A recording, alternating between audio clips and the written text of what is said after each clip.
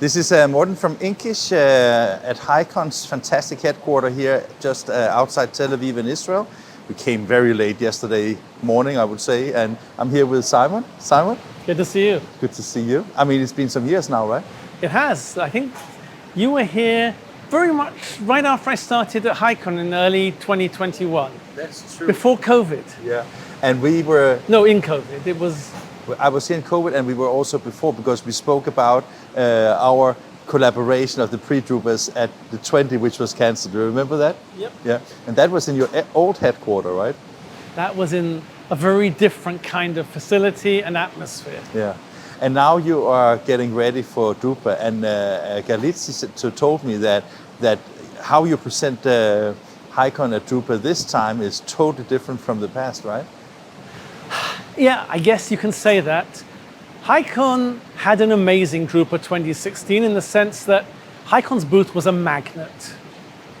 But as an outsider, because I wasn't at HighCon then, what I saw was a magnet that was completely off track. We're not going to have dancing girls in paper dresses. This time we're very focused on our target customers, showing our solutions, showing customers' applications, bringing it down to earth, and making it ever so real and ever so tangible. You know what? It's not the most exciting thing on earth, but it's desperately important. It's really competent, capable, mainstreaming digital die cutting, not dancing girls in paper dresses. But it has some kind of energy to it anyway, because I mean, if you look at all the mega trends going shorter runs, more personalized, more SKUs, more anything that basically requires a digital mindset in production, I mean, you fit the bill, right? Oh, no doubt about it. I didn't say boring.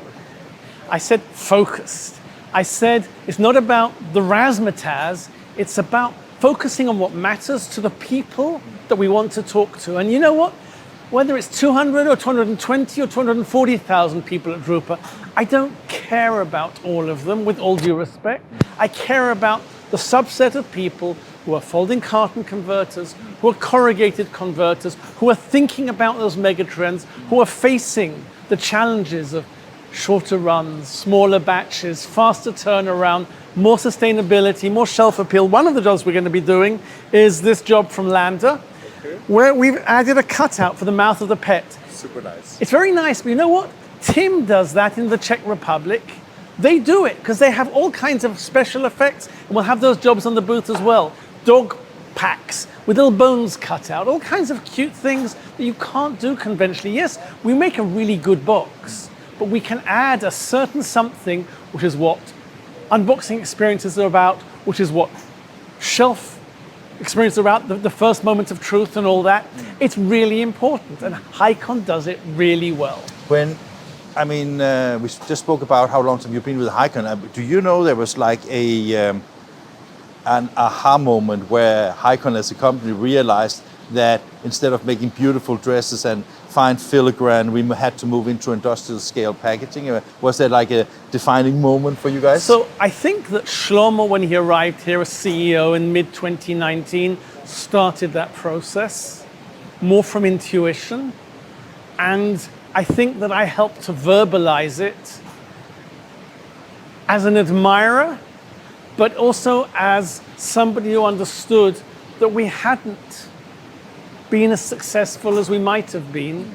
And that was from a whole series of things, but focus matters. One of the things that rich, large companies can do is they can do a bit of this and this and this. When you're small and you're not resource rich, you have to be focused, you have to make choices, and choices means what yes and what no. We have to address a need. We're not a nice to have. We need to be something that is required. We need to be something that adds value. We need to be something that matters. For me at Indigo, there was a moment around 2008 when Indigo went from being a nice to have to a must have, to being on the periphery of companies' businesses to being in the center. And HighCon has to do the same. Indigo never said we're going to replace analog printing. HighCon doesn't say we're going to replace analog die cutting.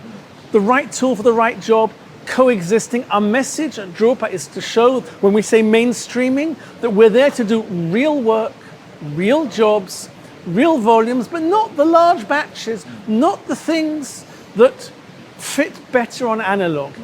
In this world, there's no more one size fits all. And HighCon can live alongside a Bob's or a Masterwork or whatever it may be. It doesn't have to be either or, it needs to be both of them in order for the converter to offer the best solution to his customers. I totally understand, and I also agree 100% with you. I still, however, always think that when you have a company developing the technology that you bring to market, you always have to have a focus on finding as many customers as possible. And there is a crossover. I mean, we just spoke to Heim about the Vulcan, and the Vulcan addresses some of the things that might actually push the boundaries a little bit for the volume kind of perspective. So I guess that you realize that the boundaries are always under pressure, right? Boundaries are always under pressure. It's not a stable land we're on. It's quicksand. It's a very unstable environment with changes and dynamism, and we're not standing still either. When we say beam 3 can be 50% more productive than beam 2, it means not just doing more jobs, it means doing longer jobs as well. When we say we run 15% faster, that means you can do 15% more in the same running time. Yeah. It makes a difference. And we want to move the boundaries, but we don't want to move the boundaries to 10,000 or 100,000 pieces. We want people to understand that HighCon is there for thousands, 1, 2, 3,000, not just for 3, 5, 700. Yeah. As I said, it's been a while since I was there last time, and of course there's a lot of things that's happened with HighCon. What I feel when I get here after, let's say, your turnaround, right? It seems that it's an extremely focused company, and the colleagues you have are like, we want to be winners, right? It must be really appreciative for you also to work in a company where you see colleagues, stepping up and making wonderful technology, but also stand together and get to market, right? There is a real sense of purpose. There's a real sense of team.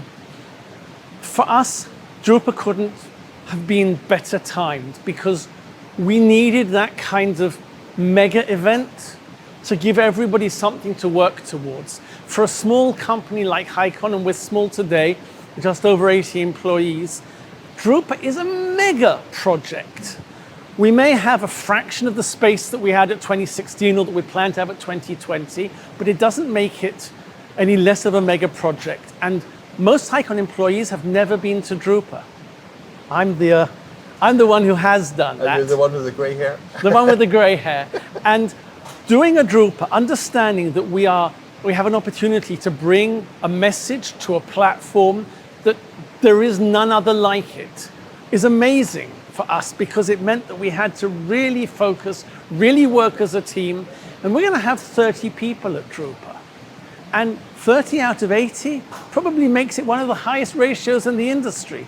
And we're going to be working jolly hard to deliver that message. English can beat you. We are 100 of 100, but that is a smaller one. I know it's a that. Different kind of story. I know. We're bringing just equipment. Yeah. The equipment is going to be working. We're going to be finishing jobs supplied by 5 different digital printing vendors.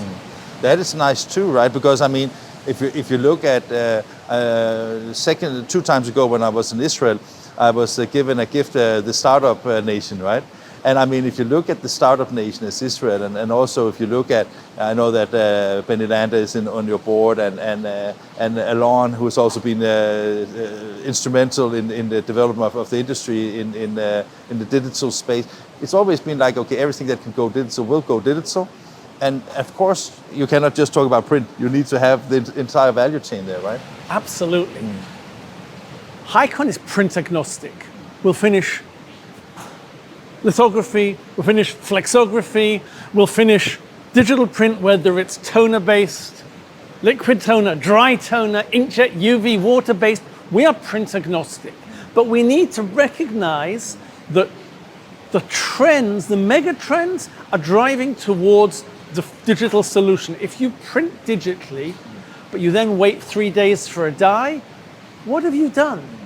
So we have a very high attach rate to digital print, and that's what we're showing at drupa. Now, if one of the analog print vendors would have wanted to supply us with prints, we wouldn't have said no, because that's part of our print agnostic I mean, when they hear this, they will send all the sheets you need, right?